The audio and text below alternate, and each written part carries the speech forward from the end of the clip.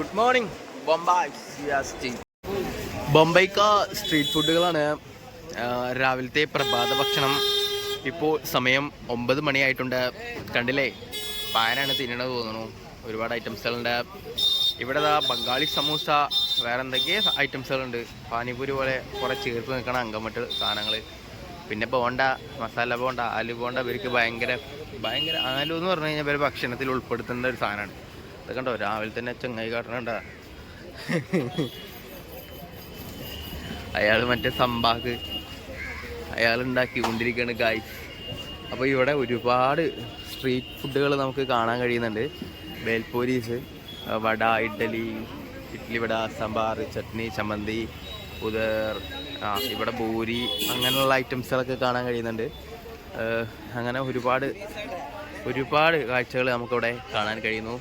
അപ്പോൾ എനിക്ക് നിങ്ങളടുത്ത് കുറച്ച് കാര്യങ്ങൾ പറയാനുണ്ട്. ഇന്നലെ നടന്ന സംഭവങ്ങൾ. അതായത് ഞാൻ ഇന്നലെ ധാരാവിയിലല്ല, കാമാത്തിപുരയിലെ ഉള്ളു ഏരിയയിൽ നിന്ന് ഞാൻ എല്ലാം കഴിഞ്ഞ് ഞാൻ തിരിച്ചിറങ്ങാൻ നിൽക്കുമ്പോഴായിരുന്നു എന്നെ നൈസായിട്ട് ടാക്സി में नहीं जाएगा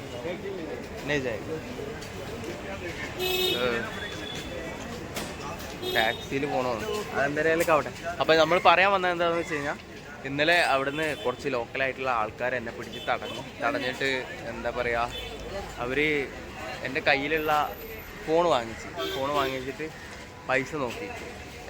ഞാൻ പറഞ്ഞു, പൈസ എടുത്തോ, ക്യാഷ് എടുത്തോ, വിഷയമില്ലാത്ത കേസാണ്. എന്നെ പോവാൻ അനുവദിക്കുക. ഞാനൊരു ടൂറിസ്റ്റാണ്. ഞാൻ വേറൊരു പർപ്പസിന് വേണ്ടി വന്നതല്ല. ഇതൊക്കെ കാണുന്നതിന് വേണ്ടിയിട്ട് ഇവിടെ ലോ ബഡ്ജറ്റായിട്ട് റൂം കിട്ടുന്ന ആരോ പറയുന്നു കേട്ടു. അത് കാണാൻ വേണ്ടി വന്നതാണ് എന്നൊക്കെ പറഞ്ഞു. ഹിന്ദിയിൽ അഡ്ജസ്റ്റ് ചെയ്തിട്ടാ.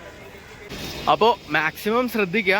രാത്രി സമയങ്ങളിലൊന്നും ഒറ്റയ്ക്ക് പുറത്തോട്ട് ഇറങ്ങാതിരിക്കുക. ഈ കാമാത്തിപുര പോലുള്ള ഉള്ള ഏരിയയിലൊക്കെ പോയി പെട്ട് കഴിഞ്ഞാണ്ടല്ലോ, ഇനി വേറെ എന്തെങ്കിലും ഉദ്ദേശം വെച്ചിട്ടാണെന്നുണ്ടെങ്കിൽ, മറ്റേ പരിപാടിക്കാണ് കാമാത്തിപുരയിലേക്ക് പോകുന്നതെന്നുണ്ടെങ്കിൽ തീർന്നു എന്ന് കൂട്ടിയാൽ മതി. അതായത് ഞാൻ ഇന്നലെ അവിടെ നടന്നിടത്തോളം എനിക്ക് മനസ്സിലായ ഒരു കാര്യം എന്താണെന്ന് വെച്ച് കഴിഞ്ഞാൽ, നമുക്ക് അതിലൂടെ പാസ് ചെയ്തിട്ട് പോവുകയൊക്കെ ചെയ്യാം. അതായത് അവരുടേതായ ഏരിയ, അവരുടേതായ വീടുകൾ. നമ്മളിപ്പോൾ നാടുകളൊക്കെ ഉണ്ടാവില്ല, നമ്മളെ നാട്ടിലൊക്കെ ഇതുപോലെ കുറേ ആൾക്കാർ രാത്രി ഇങ്ങനെ പുറത്തിറങ്ങിയിരിക്കുക. അപ്പോൾ ഒരു ഉള്ള ഏരിയയിലേക്ക് പുറത്തുനിന്ന് ആൾക്കാർ വന്നു കഴിഞ്ഞാൽ അവർ ചോദ്യം ചെയ്യില്ലേ? പക്ഷേ അവർ നമുക്കൊരു ഫ്രീഡം തന്നിട്ടുണ്ട്. ആർക്ക് വേണമെങ്കിലും എപ്പോൾ വേണമെങ്കിലും കയറി വരാം 24 മണിക്കൂർ. കാരണം എന്താണെന്ന് വെച്ച് കഴിഞ്ഞാൽ, അതാണ് അവരുടെ വിജയം എന്ന് പറയുന്നത്. ആൾക്കാർ ഒരുപാട് വരുന്നു, അവർക്ക് അവിടെ പൈസ ഒരുപാട് ഡെപ്പോസിറ്റ് ചെയ്യണം. മനസ്സിലായോ? എന്ത് പരിപാടി കാണുന്നുണ്ടെങ്കിലും. അപ്പോൾ ആ പൈസയുമായിട്ട് അവിടെ എത്രത്തോളം പൈസയായിട്ട് ആ ഒരു കാമാത്തിപുരയിലേക്ക് എൻട്രി ചെയ്യുന്ന ആൾക്കാരെ അവർ സ്വാഗതം ചെയ്യുന്നു. അപ്പോൾ നമ്മൾ വേണം ബാക്കി കാര്യങ്ങൾ തീരുമാനിക്കാനായിട്ട്. നമ്മൾ നൈസായിട്ട് അവിടെ പോയിട്ട് അതൊക്കെ കണ്ട് പുറത്തോട്ട് വരുന്നതുകൊണ്ട് ഒരു കുഴപ്പമില്ല. ഒരു രീതിയിലും പുറമേ നിന്ന് അവർ നമ്മളെ അടുത്ത് ഒരു രീതിയിലും നമുക്ക് ബുദ്ധിമുട്ടുകളോ കാര്യങ്ങളോ ഉണ്ടാക്കില്ല. അതായത് നമ്മളിപ്പോൾ പുറമേ നിന്ന് ജസ്റ്റ് ഡിസ്റ്റർബ് ആയിക്കഴിഞ്ഞാൽ നമുക്ക് സിമ്പിളായിട്ട് നമുക്ക് പുറത്തോട്ട് വലിയ അവിടുന്ന് നൈസായിട്ട് ആ റോട്ടിലേക്ക്, പുറം ഭാഗത്തുള്ള ആ റോട്ടിലേക്ക്, ഞാൻ ടാക്സി ഇന്നലെ ഇറങ്ങിയ സ്ഥലത്തേക്ക് നമ്മൾ എത്തിക്കഴിഞ്ഞാൽ പിന്നെ അവരുടെ ഏരിയ കഴിഞ്ഞു. പിന്നെ അവർക്ക് അവിടെ റോളില്ല. മനസ്സിലായോ? അവരുടെ ഏരിയയിൽ ഇട്ടിട്ട് നമ്മളെ കിട്ടിക്കഴിഞ്ഞാൽ അണ്ടർവെയർ വരെ അടിച്ചു മാറ്റാതെ അവർ വിടില്ല. കാരണം നമ്മൾ റോങ് ആയിട്ട് പോയി കഴിഞ്ഞാൽ, മനസ്സിലായില്ലേ? ആ ഒരു കാര്യം കൂടി നിങ്ങൾ ശ്രദ്ധിക്കാനുണ്ട്. അതായത് ഒരാളെ അടുത്ത് നമ്മൾ പോയിട്ട് എന്തെങ്കിലും സംസാരിക്കുക കാര്യങ്ങളോ ചെയ്യുന്നത് വരെ നമ്മൾ ഓക്കെയാണ്, നമുക്ക് വിഷയമല്ല. നമ്മൾ ഒരാളെ അടുത്ത് പോയി സംസാരിക്കുക കാര്യങ്ങളോ ചെയ്യുന്നത് കണ്ടു കഴിഞ്ഞാൽ ബാക്കിയുള്ള ആൾക്കാരൊക്കെ നമ്മളടുത്ത് ഇങ്ങോട്ട് വന്നിട്ട് സംസാരിക്കും. അത് ലേഡീസ് ആയിക്കോട്ടെ, ജെൻസ് ആയിക്കോട്ടെ. റൂം ചായേ, ലടുക്കി ചായേ, അച്ചാസെ ലടുക്കി ചായേ, അച്ചാസെ റൂം ചായേ, അച്ചാസെ ഗാന ചായേ, അച്ചാസെ മറ്റേ ചായേ, മറിച്ചേ ചായേ എന്നൊക്കെ പറഞ്ഞിട്ട് ഉള്ളിലേക്ക് നമ്മളെ കൂട്ടിക്കൊണ്ടുപോകാൻ ശ്രമിക്കും. അപ്പോൾ അങ്ങനെ കൂട്ടിക്കൊണ്ടുപോകാൻ ശ്രമിക്കുകയാണെന്നുണ്ടെങ്കിൽ എന്തെങ്കിലും ഹിന്ദിയിൽ പറഞ്ഞിട്ട് നൈസായിട്ട് സ്കൂട്ടായിട്ട് ഏതെങ്കിലും വണ്ടി കയറിയിട്ട് നൈസായിട്ട് അടിച്ചോളുക. മാക്സിമം പോവാതിരിക്കുക. ഞാൻ എൻ്റെ ഒരു അനുഭവത്തിൽ നിന്ന് പറയുന്നൊരു കേസാണ്. അപ്പോൾ ഇന്നലെ ഞാൻ എന്താ പറയുക, ഞാൻ അവരുമായിട്ട് മാക്സിമം ഇടപെടാതെ ഞാൻ അതിലൂടെ പാസ് ചെയ്യുക. അങ്ങനെയുള്ള രംഗങ്ങൾ വരുമ്പോൾ ഞാൻ ഒരിക്കലും, എനിക്ക് ഈ ഫോൺ വെച്ചിട്ട് ഈ വെർട്ടിക്കൽ ആംഗിളിൽ വെർട്ടിക്കലല്ല, ഹൊറിസോണ്ടലായിട്ട് എനിക്ക് ഷൂട്ട് ചെയ്യാൻ പറ്റില്ല. അതുകൊണ്ട് തന്നെ ഞാൻ മാക്സിമം ആ ഒരു സ്ഥലങ്ങളിൽ, ആ ഒരു ഏരിയകളിൽ ഞാൻ ഷൂട്ട് ചെയ്തിട്ടുണ്ടായിരുന്നില്ല. പക്ഷേ എനിക്ക് കാമാത്തിപുര തെരുവ് രാത്രി നട്ടപ്പാതിരാക്ക് എങ്ങനെയാണ്, ബാക്കി കാര്യങ്ങളൊക്കെ എങ്ങനെയാണ്, എല്ലാവർക്കും പോയി വരാൻ പറ്റുമോ, സേഫാണോ, അതൊക്കെ അറിയുന്നതിന് വേണ്ടിയിട്ടാണ് നമ്മൾ ഇന്നലെ പോയത്. അല്ലാതെ വേറൊരു പരിപാടി ഞാൻ നിങ്ങൾക്ക് ഇൻട്രൊഡ്യൂസ് ചെയ്യുന്നതിന് വേണ്ടിയിട്ടോ അവരുടെ ആ ഒരു പ്രൊമോഷന് വേണ്ടിയിട്ടൊന്നല്ല ഞാൻ ഇന്നലെ പോയിട്ടുണ്ടായിരുന്നത്. അപ്പോൾ आपका नाम क्या है? नाम क्या है भैया? इधर काम क्या करेगा? काम है, बोलो. प्रॉब्लम नहीं, मैं केरला इन्फ्लुएंसर। आपका नाम क्या है? कौन सा जगह में? मेरे को धारावी देखने के लिए हेल्पिंग करेगा, थोड़ा हेल्पिंग करेगा? हैं? ഏയ് ഇങ്ങ പാറ് ആണ്ടാ ഇവിടെ ചായയൊക്കെ ഉണ്ട് ട്ടാ, നല്ല ചൂട് ചായ, ഗരം ചായ മുംബൈക്ക സ്പെഷ്യൽ ചായ, കേക്ക് എക്സെട്ര എക്സെട്ര ഐറ്റംസുകളൊക്കെ ഉണ്ട്. എന്നാലും ഈ പേര് പറഞ്ഞില്ല കേട്ടോ, ഭയങ്കര മോശമായി പോയി. ശരി എന്നാ ടീക്കെ ബൈ. അതായത് സംഭവം എന്ന് വെച്ച് കഴിഞ്ഞാല് അവൻ എൻ്റെ ബാഗിൽ വന്നിട്ട് നൈസായിട്ടൊന്ന് ബാക്കിൽ മുട്ടി. ഞാൻ തിരിഞ്ഞു നോക്കുമ്പോൾ മറ്റാൾ സിബ് തുറക്കാനുള്ള അറ്റംപ്റ്റാ. അവരിങ്ങോട്ട് മുട്ടുന്നേക്കാളും മുന്നേ നമ്മൾ അങ്ങോട്ട് കയറി മിന്നി കഴിഞ്ഞാൽ അവർ താനായിട്ട് പോയിക്കോളും. അല്ലാതെ നമുക്ക് വേറെ വഴിയൊന്നുമില്ല. ഞാൻ പഠിച്ചെടുത്തൊരു പാഠം എന്താണെന്ന് വെച്ച് കഴിഞ്ഞാൽ, ഇങ്ങോട്ട് റോങ് ആയിട്ട് നോക്കുന്ന ആൾക്കാരുണ്ടാവും, നമ്മൾ അങ്ങോട്ട് പോയിട്ട് നൈസായിട്ട് ഹാൻഡിൽ ചെയ്യുക. അതാണ് ഏറ്റവും വലിയ സേഫ് എന്ന് പറയുന്നത്. ഇനി അതല്ല, അത് ചിലപ്പോൾ സേഫ് ആവാതിരിക്കാനും ചാൻസ് ഉണ്ട് കേട്ടോ. അത് ചിലപ്പോൾ നല്ലൊരു പണി കിട്ടാനും ചാൻസ് ഉണ്ട്. ഞാനങ്ങനെ ചെയ്യാറ്. അതായത് നമ്മളിങ്ങോട്ട് റോങ് ആയിട്ട് നോക്കുക, എന്താ നമ്മളിൽ നിന്ന് എന്തെങ്കിലും പ്രതീക്ഷിക്കാതെ അവർ നിൽക്കില്ല. അപ്പോൾ പിന്നെ അവരായിട്ട് പോയിട്ട് ജോളിയാവുക, അവരായിട്ട് പോയിട്ട് കമ്പനി ആവുക. എല്ലാവരും മനുഷ്യന്മാരല്ലേ. അപ്പം വലിയ കള്ളനാണെന്നുണ്ടെങ്കിലും വലിയ ഗുണ്ടയാണെന്നുണ്ടെങ്കിലും നമുക്കെന്തരാണ്, നമ്മൾ പോയിട്ട് പോണു, സംസാരിക്കണു, ഇടപെടണു, അതിലവനെ എന്താ പറയുക, നൈസായിട്ട് അവൻ്റെ മനസ്സ് ആ ഒരു ദുഷിച്ച ചിന്താഗതിയിൽ നിന്ന് മാറ്റാൻ ശ്രമിക്കുന്നു, പറയാതെ പറഞ്ഞു കൊടുക്കുന്നു, അത്ര തന്നെ. That's all. ഇപ്പോഴും ഞാൻ സേഫ് ഒന്നല്ല. എൻ്റെ ബാക്കിലേക്ക് തൂങ്ങി നിൽക്കുന്നിടത്തോളം എനിക്ക് അപകടകരമാണ്. ബാക്കിൽ നിന്ന് വന്നിട്ട് ആൾക്കാർ ഇങ്ങനെ മുട്ടുമ്പോൾ ശ്രദ്ധിച്ചോ, സിപ്പ് പറഞ്ഞു കഴിഞ്ഞാൽ എന്താ ഉള്ളത് അതെടുത്തിട്ട് പോകും. പക്ഷേ ട്രെയിൻ കേട്ടാ, 3ാമത്തെ പ്ലാറ്റ്ഫോം എന്നാണ് പറഞ്ഞത്. സായൻ അങ്ങനെയാണ് സ്റ്റേഷൻ്റെ പേര്. 10 രൂപ ടിക്കറ്റേ ഉള്ളൂ, 15 കിലോമീറ്റർ യാത്ര. അപ്പോൾ ഇവിടെ വന്നു കഴിഞ്ഞാൽ മാക്സിമം ഈ ഒരു പരിപാടിക്ക് നിന്നോളുക, അതായിരിക്കും ബെറ്റർ. മോർ ലോ ബഡ്ജറ്റ് പരിപാടിയാണ്.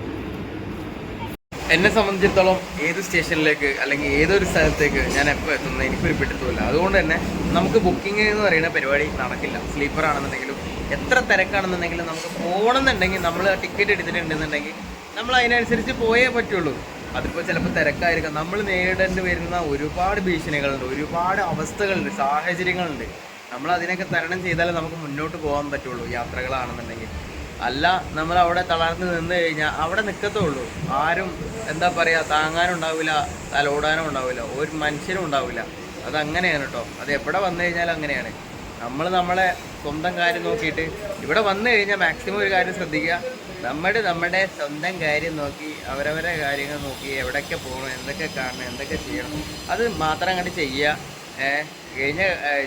വന്ന കാര്യം പൂർത്തിയായി കഴിഞ്ഞാൽ നൈസായിട്ട് വണ്ടി കയറിക്കൊള്ളുക. ബാഗ്, നമ്മളെ ലഗേജ് കാര്യങ്ങളൊക്കെ സേഫായിട്ട് വെക്കുക. ഇനിയിപ്പോൾ റൂം എടുക്കാനുള്ള ബഡ്ജറ്റ് കാര്യങ്ങളില്ലാന്നുണ്ടെങ്കിൽ IRTCയുടെ റൂം ബുക്ക് ചെയ്യുക. മാക്സിമം ബുക്ക് ചെയ്ത് കഴിഞ്ഞാൽ അതായിരിക്കും ഏറ്റവും ബെറ്റർ. IRTC സൈറ്റിൽ കയറിയിട്ട് ബുക്ക് ചെയ്യുകയാണെന്നുണ്ടെങ്കിൽ ഏറ്റവും ബെറ്റർ അതായിരിക്കും, നേരത്തെ മുൻകൂട്ടി ചെയ്യുകയാണെന്നുണ്ടെങ്കിൽ. അതുപോലെ തന്നെ പിന്നെ അത് കിട്ടിയില്ല എന്നുണ്ടെങ്കിൽ നമ്മളിപ്പോൾ കണ്ടില്ലേ 6 മണിക്കൂറിന് 500 സംതിങ്.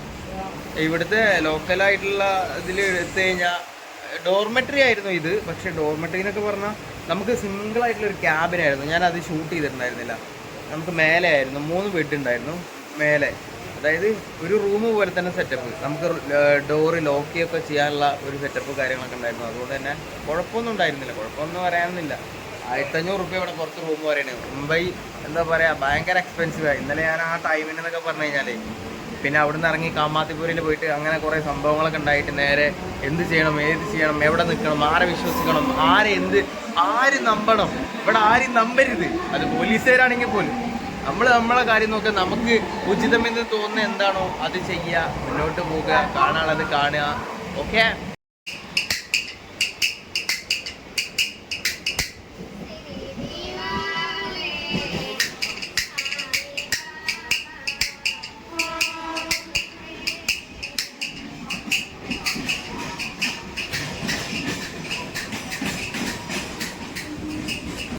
റെയിൽവേ സ്റ്റേഷൻ അറിയാതെ അതെല്ലാം കഴിഞ്ഞിട്ട് ഇപ്പോൾ 2 സ്റ്റോപ്പ് ഇപ്പുറത്ത് നമ്മൾ വന്ന് ഇനിയിപ്പോൾ ഇവിടുന്ന് ആദ്യം വേറെ ടിക്കറ്റ് എടുത്തിട്ട് ഇവിടുന്ന് സായനിലേക്ക് പോകണം.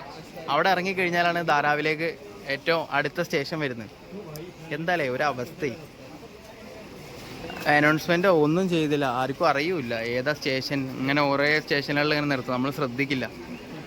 അപ്പോൾ ഈ ലോക്കൽ ട്രെയിൻ സ്റ്റേഷനാണ്, അവിടെ വലിയ ബോർഡ് കാര്യങ്ങളൊന്നും ഉണ്ടാവില്ല സാധാരണ പോലെ. അറിയുന്ന ആൾക്കാർക്കാണെന്നുണ്ടെങ്കിൽ സിമ്പിളായിട്ട് ഇറങ്ങാം. പക്ഷേ എന്താണെന്നറിയില്ല, പെട്ടുപോയി, പണി കിട്ടി. ഇനി എന്തായാലും നൈസായിട്ട് സായനിലേക്കുള്ള ടിക്കറ്റ് എടുക്കട്ടെ. 10 രൂപയുടെ കേസാണ്. ഇനി ടിക്കറ്റ് ഇല്ലാതെ പിടിച്ച് കഴിഞ്ഞാൽ അതിന് വേറെ പൈസ കൊടുക്കേണ്ടി വരും. പൈസ. മുംബൈയിലൊന്നും പൈസ ഇല്ലാതെ വരരുത് കേട്ടോ, തെണ്ടി തിരിയും, പിച്ചെടുത്ത് ജീവിക്കണം. സ്റ്റേഷനിലേക്ക് എത്തിരിക്കുകയാണ്. എസ്കലേറ്ററിൽ കയറാം. മുംബൈ എന്താ പറയുക, ലോക്കൽ സ്റ്റേഷനിലൊക്കെ എസ്കലേറ്റർ വർക്കിംഗ് ആണ് കേട്ടോ. ഓ, പുറത്തോട്ട് ഇറങ്ങട്ടെ. അങ്ങനെ നമ്മൾ സ്റ്റേഷനിൽ നിന്ന് പുറത്തോട്ട് ഇറങ്ങിയിട്ടുണ്ട്. ഇങ്ങനൊരു സ്പോട്ടാണ് കിട്ടുന്നത്. അപ്പുറത്താണ് ബസ് സ്റ്റാൻഡ് എന്ന് തോന്നുന്നു. എങ്ങോട്ടാണ് പോകണമെന്ന് എനിക്ക് വലിയ പിടുത്തമൊന്നുമില്ല കേട്ടോ. എന്തായാലും വേണ്ടിയില്ല, ധാരാവി കണ്ടിട്ട് ഇനി ഇവിടുന്നൊരു മടക്കമുള്ളൂ.